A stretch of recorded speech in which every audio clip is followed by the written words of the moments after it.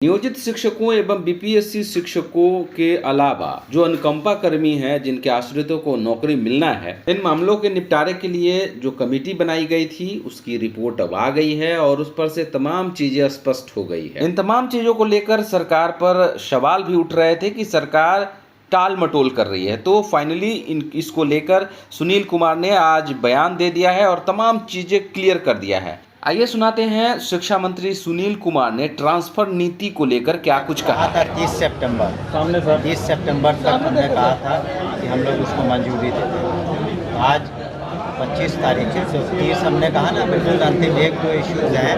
20 सितंबर से पहले हम लोग उसको सर 350 शिक्षक ऐसे हैं जिनके सब्सिडी होने का मामला सामने आया है, वो डीओ को लिस्ट बना के भेजा गया है। कुछ लोग क्षमता परीक्षा जो दोबारा होगी उसमें शामिल नहीं, उनको लगा कि उनकी डिग्री पकड़ी जाएगी। सर ऐसे 350 शिक्षक हैं, क्या इनके खिलाफ कोई कार्रवाई करेंगे? देखिए, जहाँ भी वैसे मामले जहाँ गड़बड़ी की आशंका होती है या सर्टिफिकेट्स में कोई लगता है प्रथम दृष्टया कि अनियमितताएँ हैं या कहीं जालसाजी है, तो उसको हम लोग चाहते हैं कि पहले उसकी गहन छानबीन हो जाए, इंक्वायरी हो जाए और उसके बाद जो विधि सम्मत कार्रवाई होगा हम लोग करेंगे।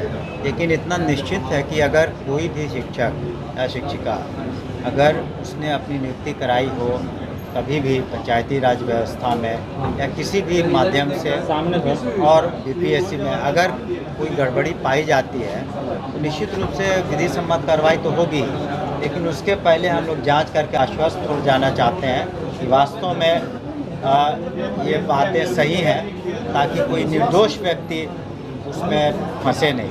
लेकिन अगर दोषी है, उसने गड़बड़ी की है, तो विधि सम्मत कार्रवाई होगी। सर ये कहा है कि अरे इसको नहीं घसकाओ यार। सर सक्षमता पास नियोजित शिक्षक उनके ट्रांसफर पोस्टिंग उसमें देरी क्यों हो रही है?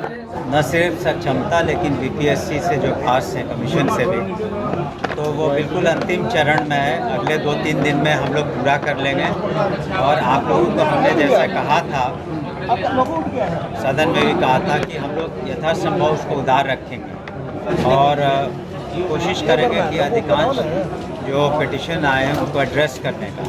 लेकिन पूर्व में भी हमने कहा है कि जब भी कोई नीति बनती है, कितनी भी उदार हो, हम लोगों ने सभी, जैसे कि फॉर एग्ज़ाम्पल जो लोग रिटायरमेंट के बहुत नज़दीक हैं उनका भी ख्याल रखना है। तो सारी बातों का देख करके, चूँकि संख्या बहुत है, लाखों में है, तो हर एक व्यक्ति की समस्या को एड्रेस करना मुश्किल होगा। लेकिन हम समझते हैं कि जो हमने शब्द उदार का इस्तेमाल किया उसमें अधिकांश लोग संतुष्ट होंगे।